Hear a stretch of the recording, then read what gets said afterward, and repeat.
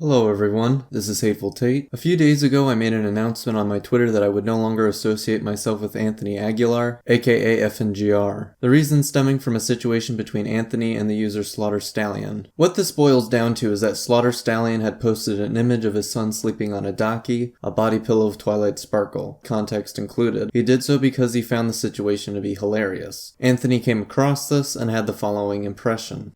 Basically, there was a picture that StallionSlaughter had where his kid was posing with a Daki Makra, a sex pillow, and the picture image was rather lewd on the Daki. So him and Stallion had a sit down, with Ruza acting as the moderator to discuss the removal of the image. You think that like I have a Daki so I can fuck it all the time or some shit like that? No, sir, no. It is no, not no, in no, any no. way an inappropriate thing at all. My good friend was Bernie just a Inspector thing. sells Daki Makras. You don't have to give me this speech. I understand. It's just a cool. thing. It's fun. It's funny, right? It's a prop. Ultimately, the conflict was resolved and an agreement was reached that neither side would take direct action against each other. According to the DMs between him and Ruza, this all stems back to June of 2020. Fast forward to November the same year, Anthony released a stream regarding accusations of an alleged predator by the name of Purple Flicks. Following this, a user by the name of Lavender, or @LavSunrise, on Twitter, tried to detract Anthony's credibility exposing online predators based on comments he made about his politics over a week prior to the stream. Stallion made a negative remark about Anthony in a thread by Lavender. FNGR responded by retweeting this on an alt, making the misinformed claim previously debunked. He showed sexualized pictures of his own kid and a sex pillow, and I told him to stop and delete the image. This was the first link in the chain of disaster. Following this, Anthony responded to Lavender's political claims indirectly. Stallion interjected his own thoughts regarding Lavender's post. Rouge proceeds to argue with Stallion, where he addresses his issues with Anthony's credibility via screenshots regarding the call he had with FNGR and Ruza months prior. This culminated with Anthony's fiery take on his main account to StallionSlaughter, claiming the pillow the child was sleeping on was indeed sexual in nature and that he had put his own child in danger. Following this, Anthony hosted a stream on his main channel where he addressed the circumstances of these claims he made towards Slaughter Pony that has since been taken down. Rouge, Lio Convoy, Ruza, and Coyote Lovely were also in this call. The premise of these accusations were based on Anthony's own testimony that I provided at the beginning of the video. 4 hours later, Slaughter recorded his response to the stream. When people saw this video, the realization that everyone in the call was being misinformed and misdirected by Anthony was made completely apparent. Stallion has recently come forward, retracted, and apologized in regards to the claims he directed towards Lio Convoy reviews that Lio was aware of Anthony's misinformation in the past. Coyote did voice his willingness to hear StallionSlaughter's side.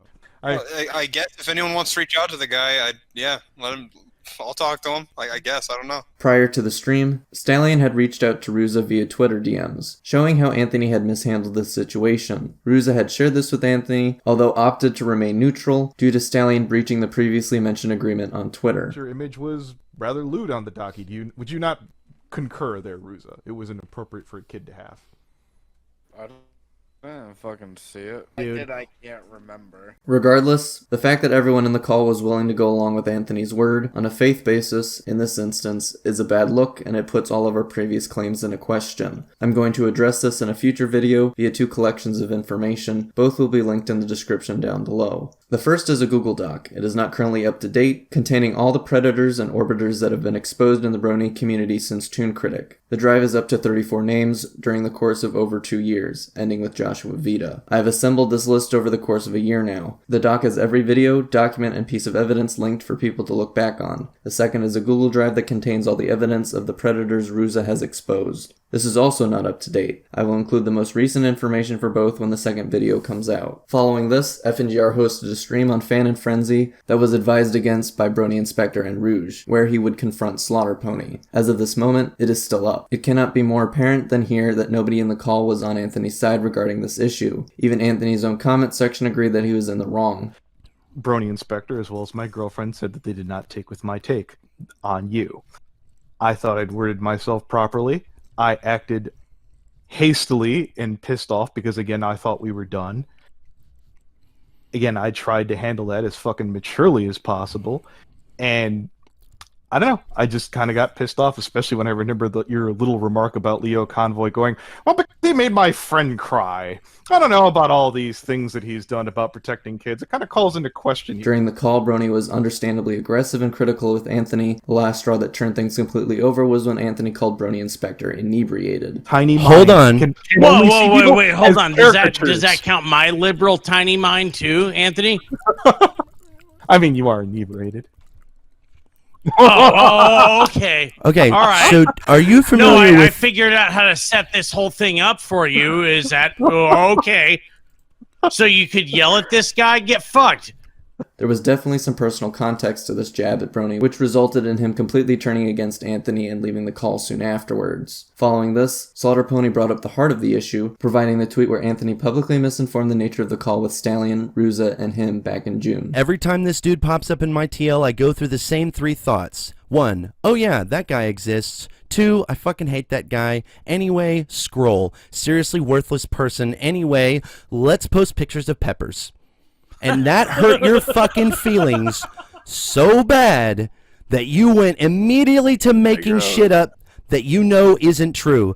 I had a talk with this man where he showed sexualized pictures of his kid and a sex pillow, and I told him to stop and delete the image. Was and it not a know sex pillow? that that's not Was true. it not a Slaughter. sex pillow? You didn't agree that it was a sex It pillow was back not then. even close to being lewd.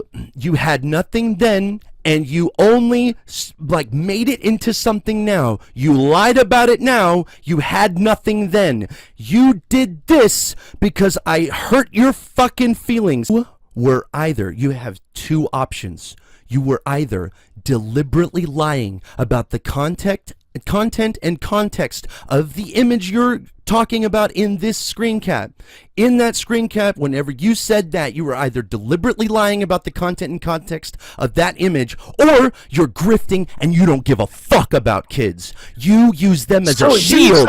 You use them as a shield. As you can see, Anthony is completely in the wrong, and following this disaster of a stream, there would be many more repercussions that followed. The following night, Anthony was brought into a call in the Senate server where Lio, Rouge, Coyote, myself, and others confronted him about this turn of events. The call devolved to the point where Anthony blurted the personal implications of Brony's alcoholism before abruptly leaving the call. The result of Anthony's actions have damaged the credibility and the legitimacy of our past cases with individuals we have exposed in the past, damaging his online relationships as well as the mental and emotional well-being of his closest friends. The decision on whether you want to continue following Anthony's content is up to you. As I mentioned before, we will rectify this discrepancy in a future video, and this in no way will deter our efforts from exposing predators and protecting the victims online. The only difference will be who will be hosting the content. If you have any further questions or I missed anything relevant, please comment it down below. Take care, everyone.